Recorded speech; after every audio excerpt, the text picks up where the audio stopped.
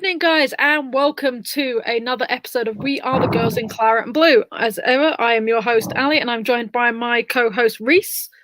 Good evening, Reese. Good evening. So we have got a jam-packed show for you this evening. We are going to look at the Chelsea game that's just been. We're going to look at the Brighton game that's coming. No, Birmingham, not Brighton. Birmingham game that's coming up. We're going to look at Dagny's debut against Chelsea, and we're going to also look at the communication or lack of that's gone on around the FA, both for personal team news as well as the wider picture.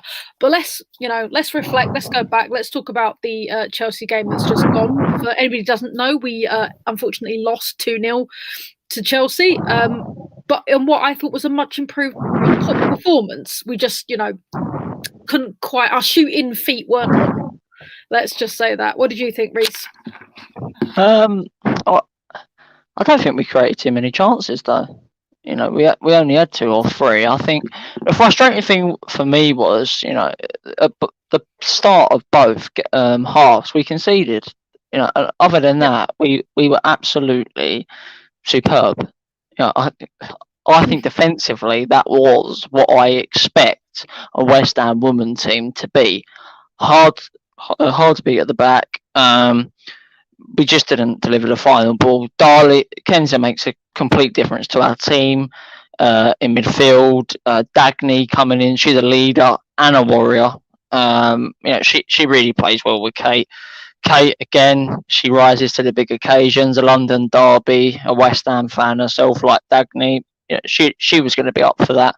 And then one player I think I really want to credit, because I wouldn't say slag her off, but we've been harsh on her this season because we know how good she is. And I think that is the performance levels we expect is Grace. She Absolutely. was much better. That is what we expect.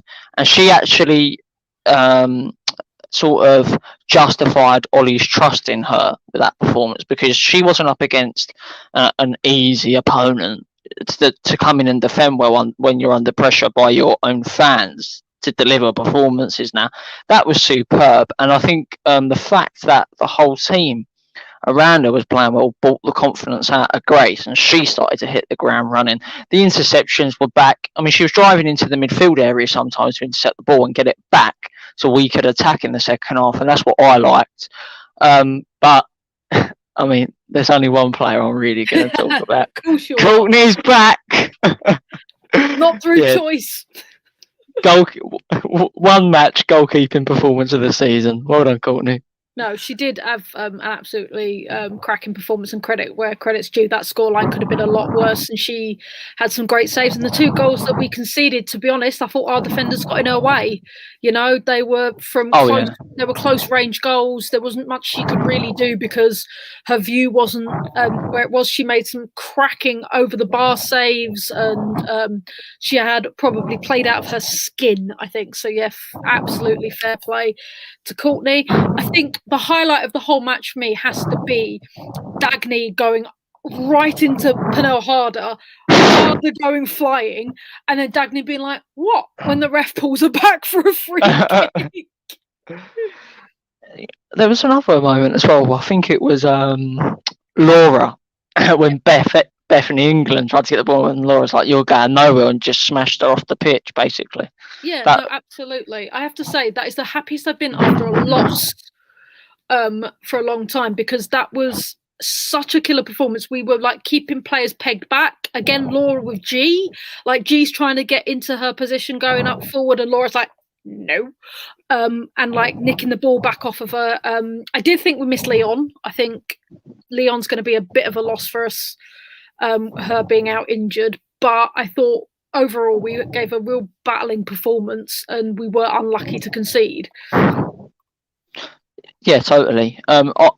You said you was actually happy after a loss. I was happy with that performance than I was after some of our wins. Yeah. For me, that is performance of the season. Yeah, no, absolutely. And the fact that we managed to peg Chelsea back at all, I think we can all say that realistically we didn't think we were going in to win. Like, we wanted it, of course we did, but it's Chelsea, Mm-hmm.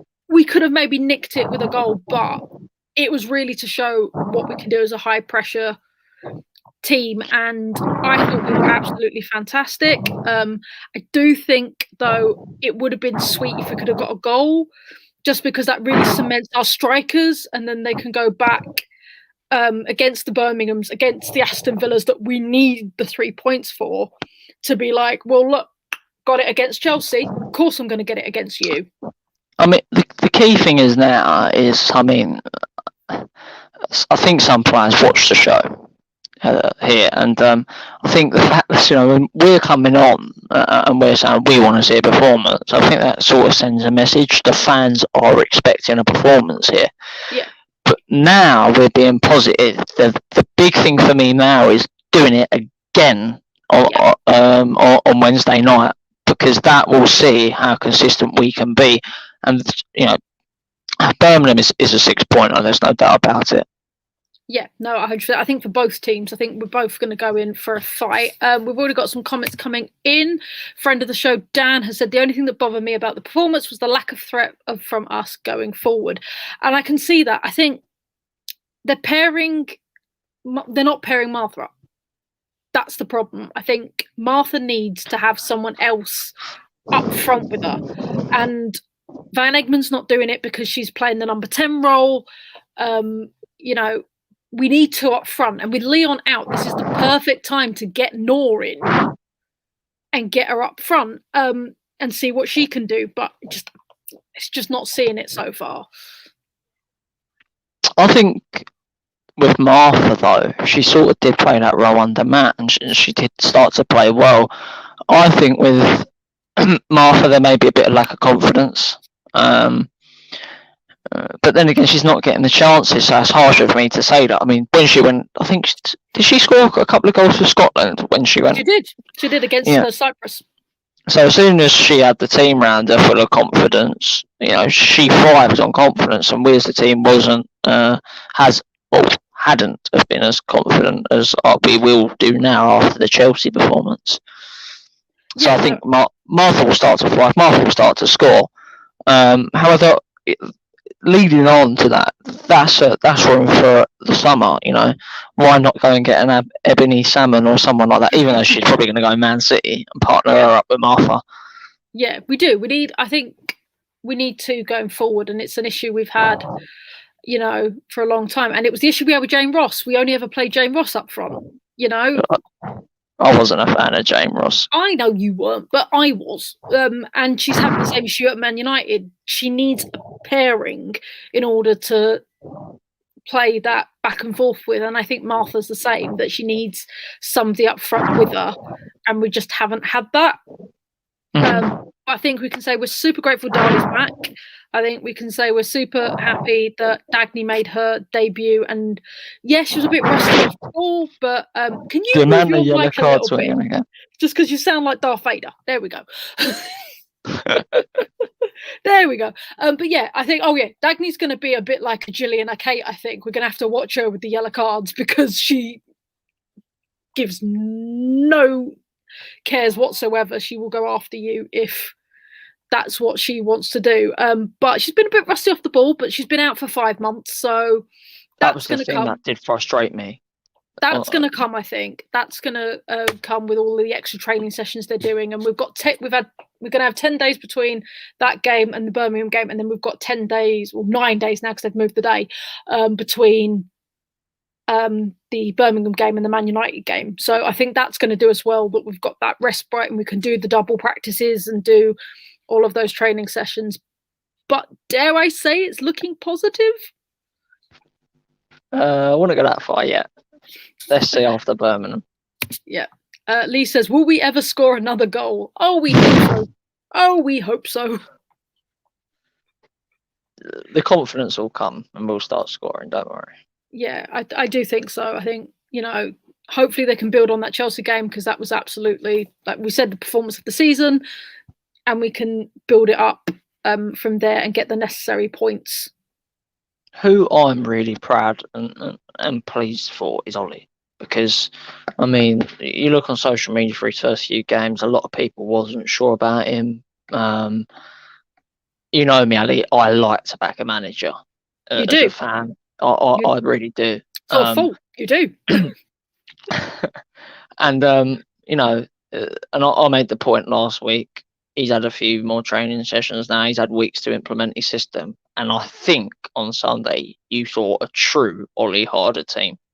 Yeah, no, you know what? I'll hold my hands up and say I wasn't sure about him at all. And there were certain games that I was like, this is just not working. We've talked about the Man City game ad nauseum. We've talked about the Brighton game ad nauseum. There was just something not clicking, and I think it's finally getting there. I think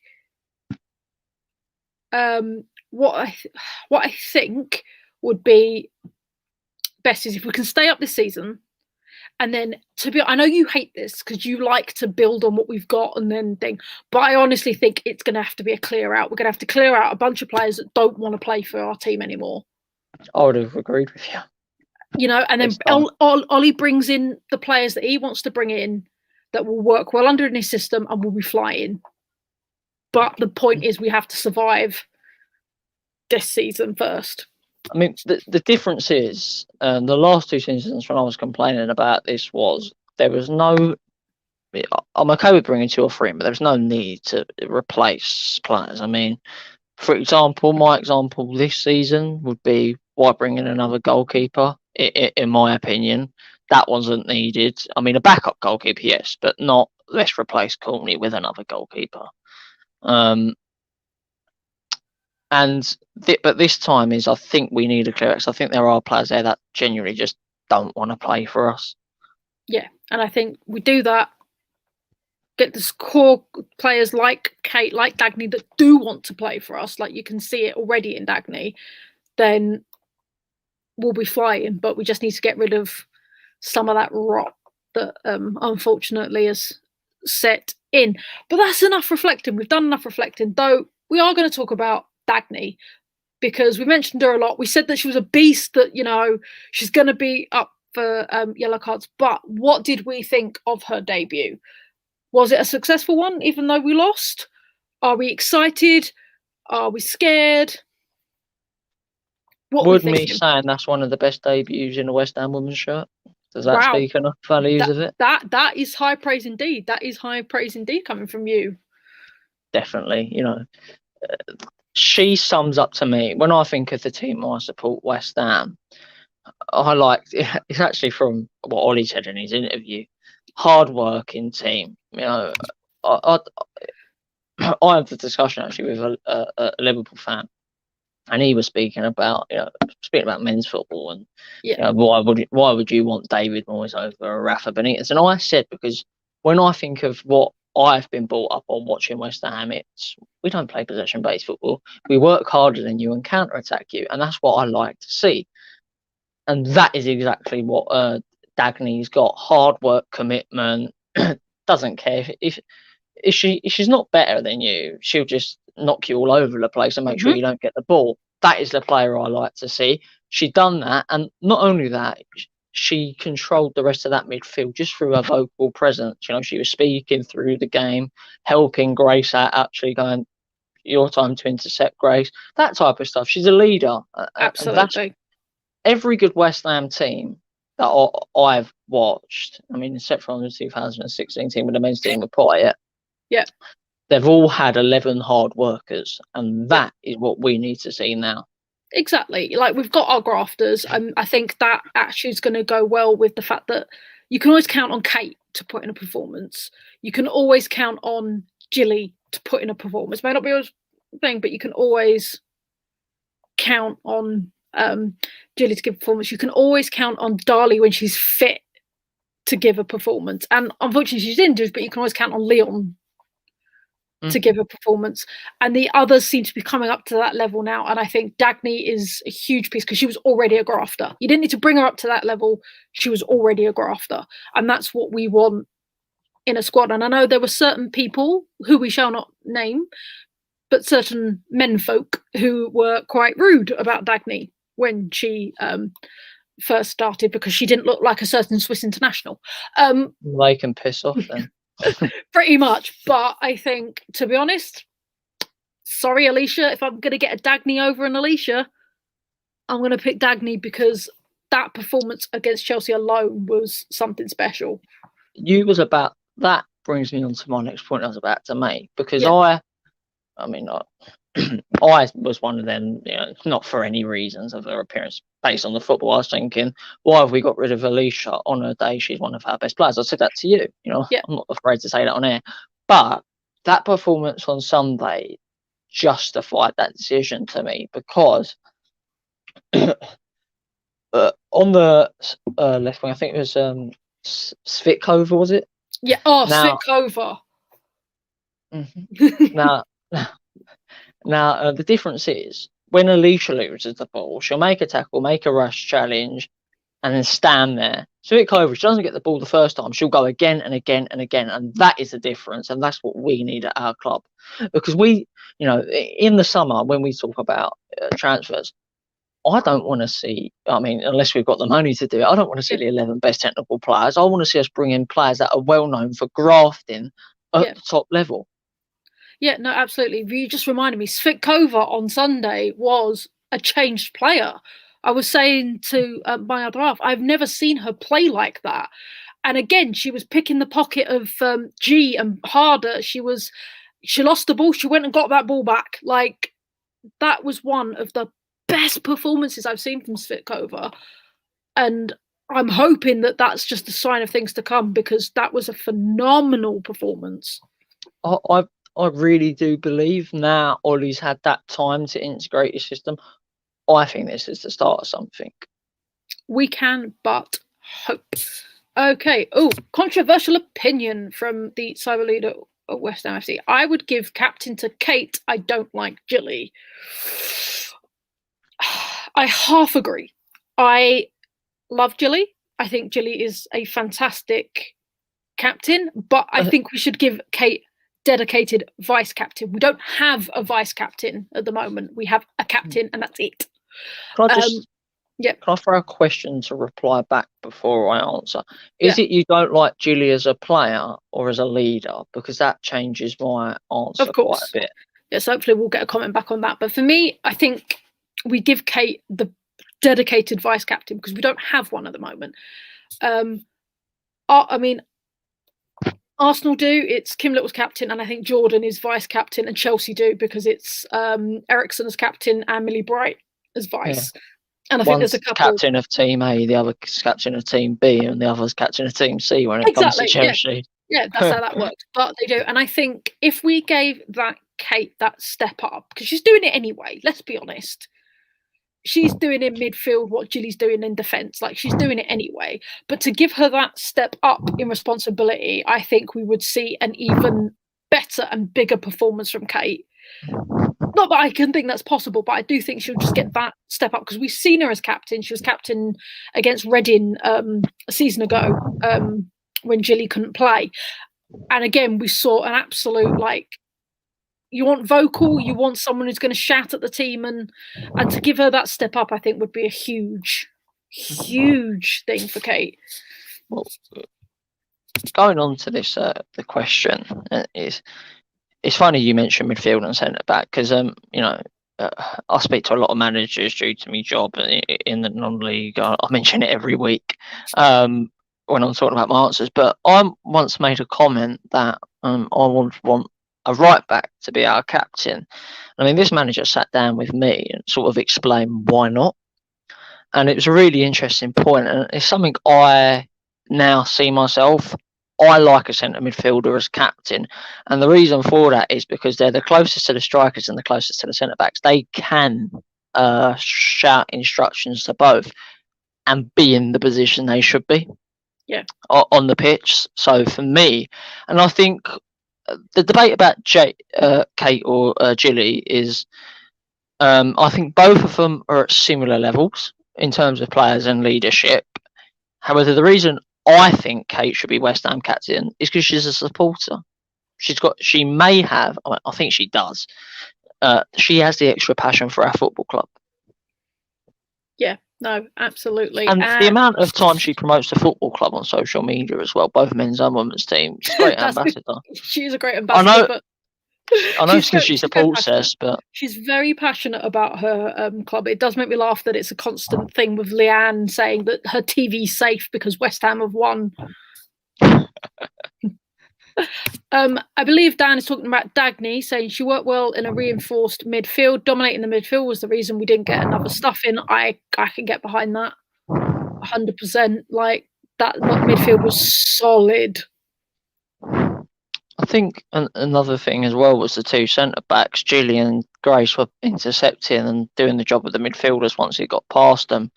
The only thing that really did frustrate me was that final ball from midfield into the strikers. I mean, there was a set of play where Martha had the ball and she could have pinged it over to Kate, who was through on goal. And for me, that's when I went, this ain't going to be our day in terms of scoring a goal. Yeah, no, absolutely. And we have a Chelsea fan who has said the best captains are usually defenders. I don't think so. I can get that. The only position I honestly don't like as a captain is goalkeeper. Because I'm like, what can you do? You're in goal. So I don't like goalkeepers as captains. I've seen it on a couple of teams, and I'm just like, it's two Chinese whispers because you're yelling at your defenders to yell at your midfielders to yell at your strikers, and your instruction gets lost. So that's the one position I really don't like is goalkeepers as captains. Great. That's that. All right, we're going to look forward. We're going to look very forward because we have got a crunch match this upcoming Wednesday against Birmingham, who are fresh off a defeat against Everton. They got absolutely annihilated. One of the scorers we will not mention who she is. But they did. They got annihilated. It was 4-0. It was a bad night all round, which we will talk about later on. But they're going to be hungry for a win. We really want to win because Bristol, unfortunately, won against Reading, which was probably quite unexpected, and that has now put us firmly in the drop zone. But the table is so tight that if we beat Birmingham and Aston Villa lose, then we jump up 2 places. You know, it's so tight both at the top of the table and at the bottom of the table. So it's an absolute crunch thing. What do you reckon our chances are against Birmingham? 60% sure we're going to win out of 100. I think for me, it's about implementing the performance again.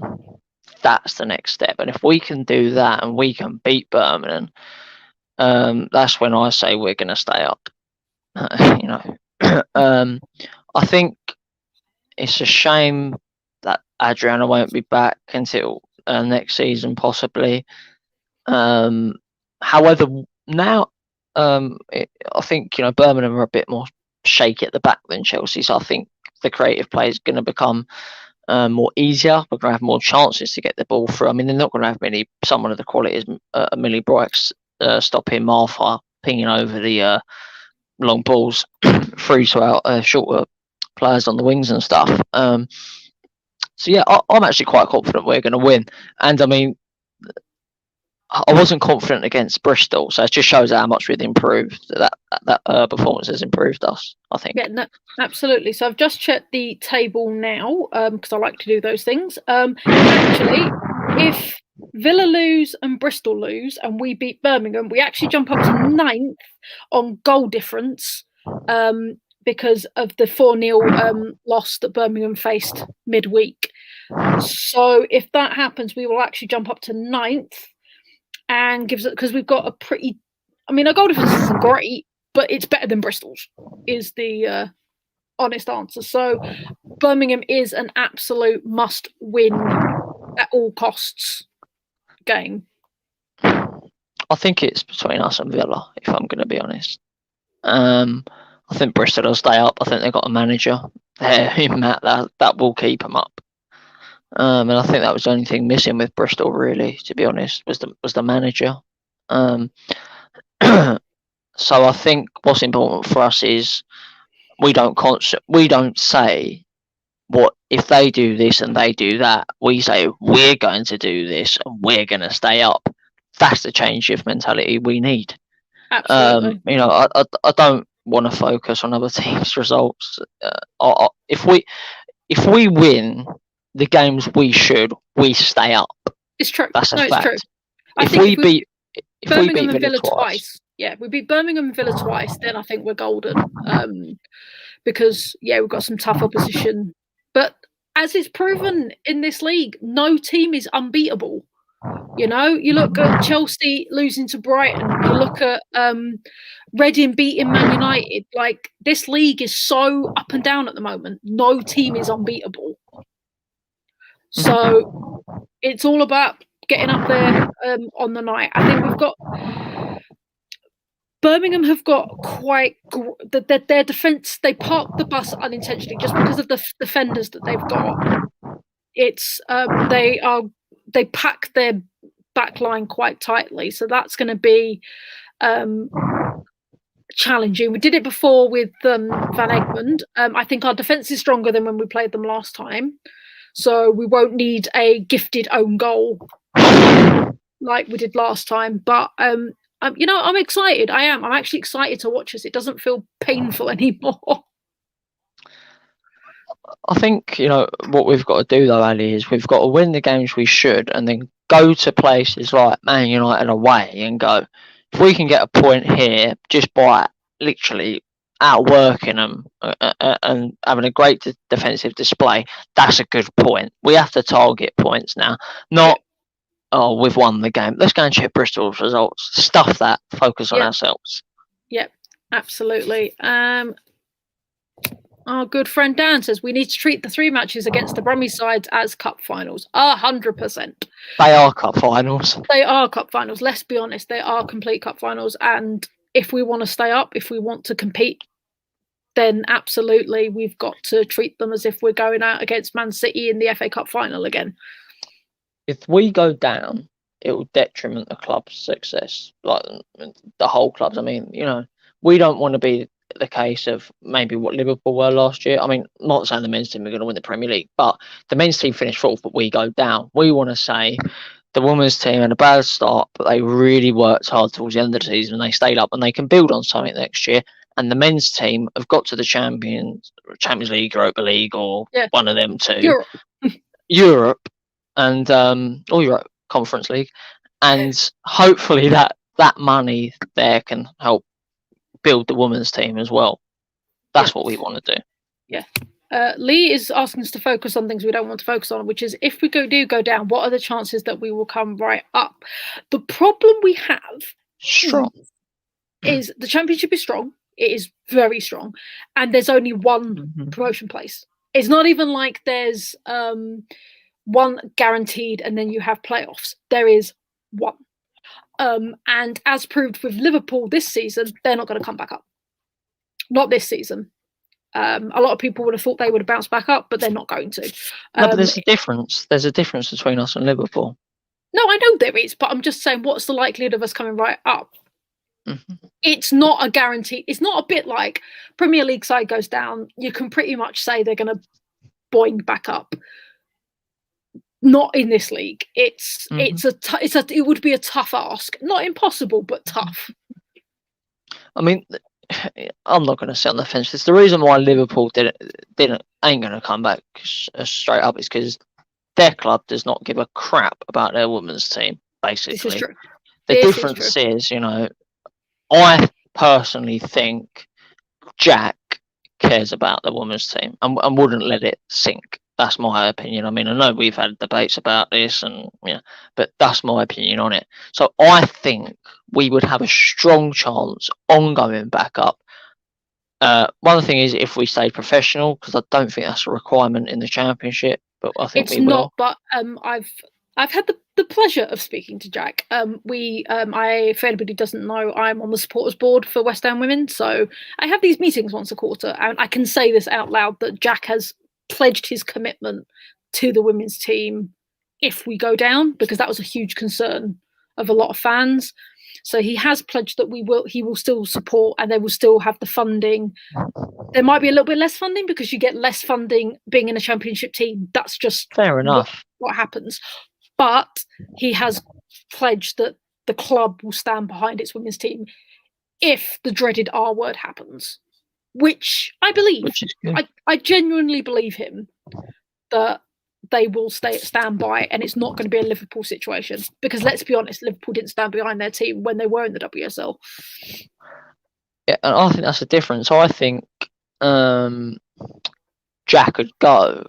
It would say to Ollie, just tell me the players you need to win this championship, because I think that's an important thing. Keeping Ollie, to me, it won't be his fault if we go down.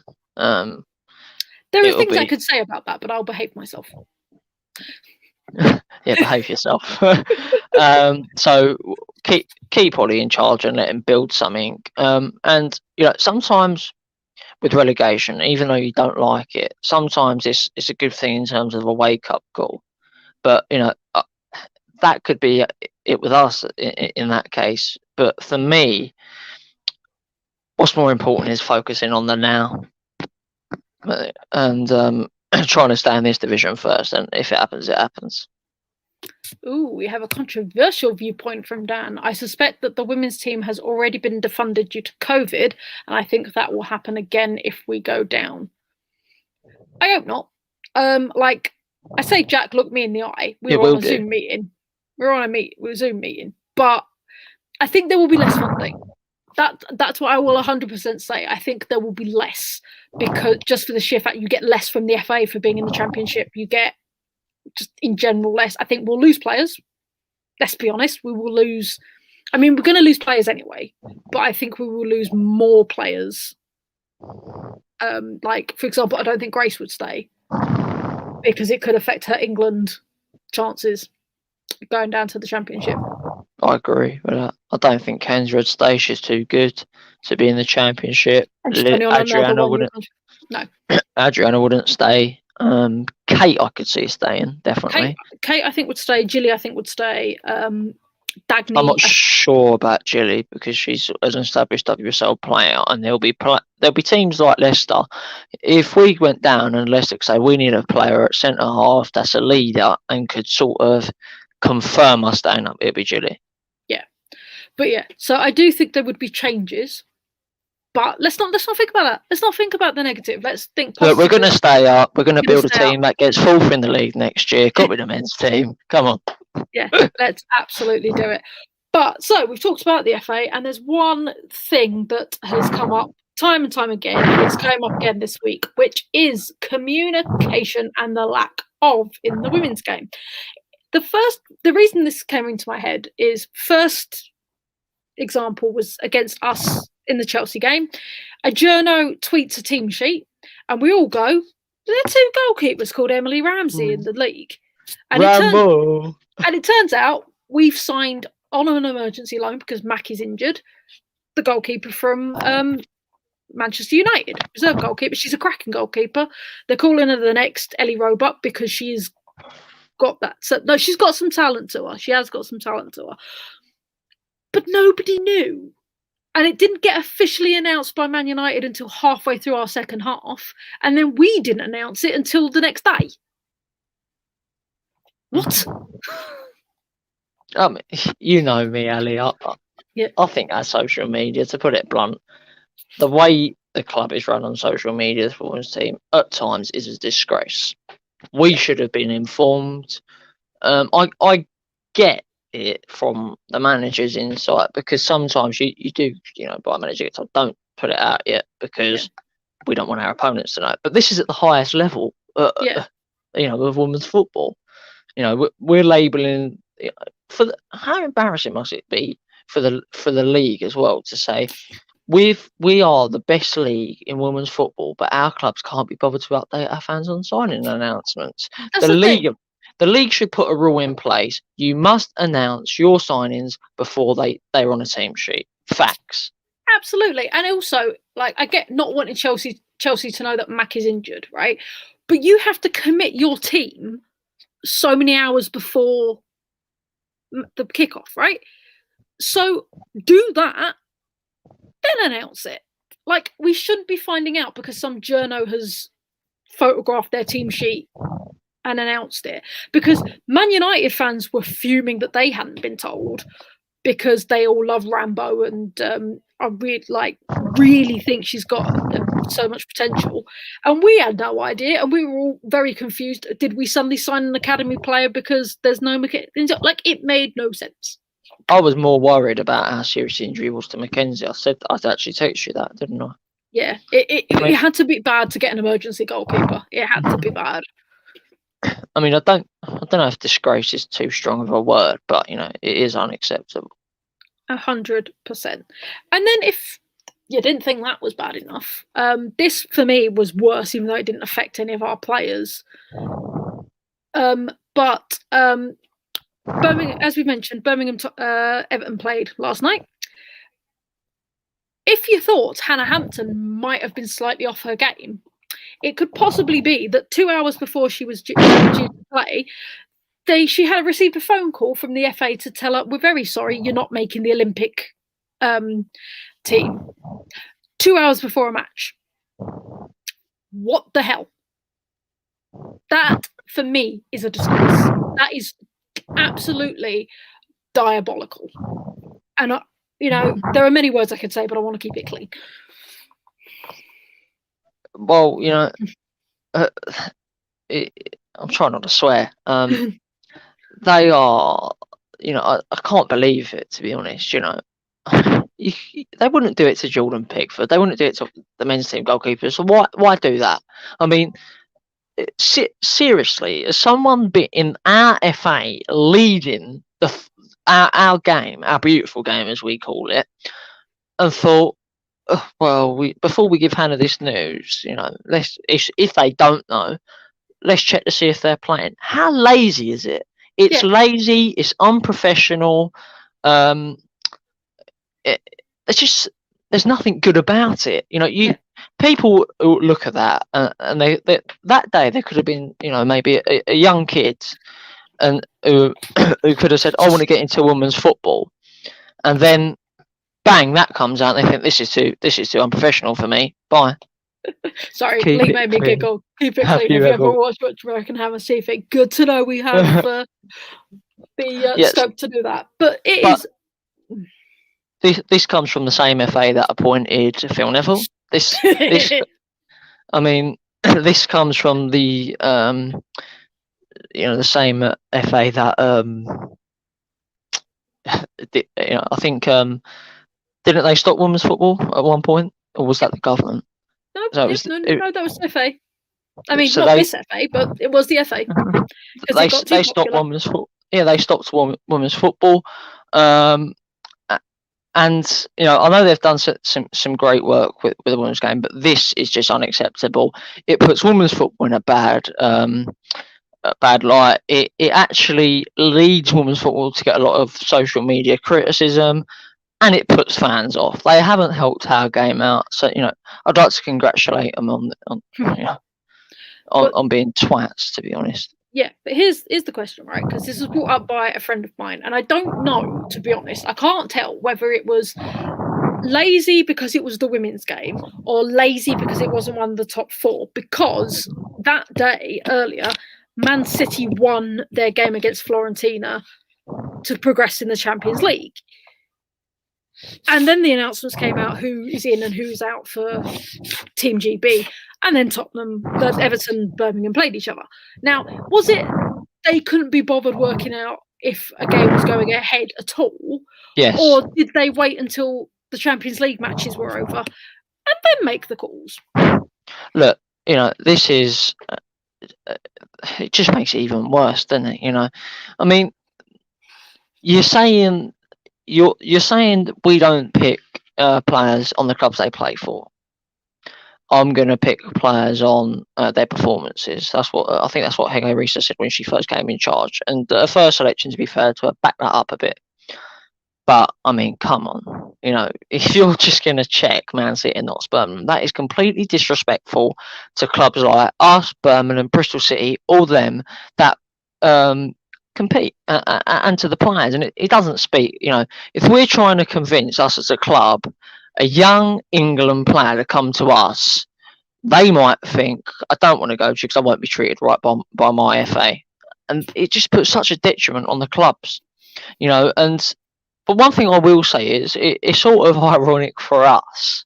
Well, not for us too, because we don't run the social media. But it's ironic. The clubs have to start making an announcement first. That the structure to do next year, I would like to see an announcement where the league say all players from next season must be announced on social media by 6 o'clock on Friday when they're signed in transfer windows. If not, they don't play. Then that will, now the clubs are currently always updating, and as well I think they should always update their fans on injuries. That's 2 rules. Then there's a professional level there, and then that comes up the ladder to the England team where they actually start to care about who's playing, because I think that the point of putting out an injury list is if England, I guess England get told, but if the guy who's about to make this announcement, they might go, oh, is Hannah injured? Is that the reason why? And check, and their fixtures might come up. That stops these type of issues. Mate, you just have to go on BBC Sport and you would have seen that the fixture was going up. Carla Ward did an interview afterwards and said that at 5:30, Hannah Hampton was in absolute tears and she's supposed to be sending her team out to go warm up and train and everything else. And she's got because Hannah Hampton's young. I think she's like 19. And to have that happen... It doesn't bode well for Hege Risa's reign as England boss as well. No, not at all. Let me just double check how old she is. Yeah, she's just turned 20. Hannah Hampton's just turned 20. So to do that to such a young player right before what could be a crucial match, because we've seen them before, they could have done it. They could have built on their league position then and there, but having their poor goalkeeper whose head was clearly somewhere else because of what she said it's disgraceful. It is utterly disgraceful. I actually think maybe, I know that it won't happen. I think the FA should maybe give some consolidation money to Birmingham, I think it'd be called. Just to say it's unacceptable act by us. It affected your club's performance. Here's some money to help you, like to sort of help soothe what went wrong, basically. Yeah. Hev says, be nice to see some new faces in the women's FA, ex-players who know the game inside out. Yeah, definitely. Like, the FA that's dealing with the women's game, to be honest, I don't think there's anybody that's either played the game or knows the game at all. I know Baroness Campbell was not very successful because she backed Phil Neville to the hilt. I think both FAs should be run separately. I think there should be a women's FA and men's FA, and the only reason they come together is in meetings to discuss the success and what needs to happen. Maybe the women's FA says we need this type of support to grow the game, and that's it. There should be a women's FA board and a men's FA board. That's how it should be run. Yeah, and we need, as Hev says, we need some players. We need some people that know what it's like, know what they're talking about and what women players actually need, because it's completely different to what men players need. I know a lot of people are a bit sceptic, but what we need is someone like the Premier League to run our top division, because sometimes the Premier League are a bit unprofessional, but it's very rare, and I think they are quite good at running their league. So I think we need a women's Premier League. And I think that's a great place to leave it there. So I would like to thank all of our viewers for tuning in on this wonderful Friday night. I'd like to thank you all for interacting and sending us your questions and comments and concerns. We will be back next week where we will talk about said Birmingham game. We will also look ahead to the Manchester United game, which has been moved now to Football Saturday. It's still on the FA Player as far as I know, but it has been moved to a very early kickoff on the Saturday, which is going to sure do wonders for us, and any other things that may have come up during the week. So once again, thank you all for joining us, and we will bid you a good night. Good night, guys, and welcome Rambo to the club. Absolutely welcome, Rambo. Play hard for us and we will love you forever.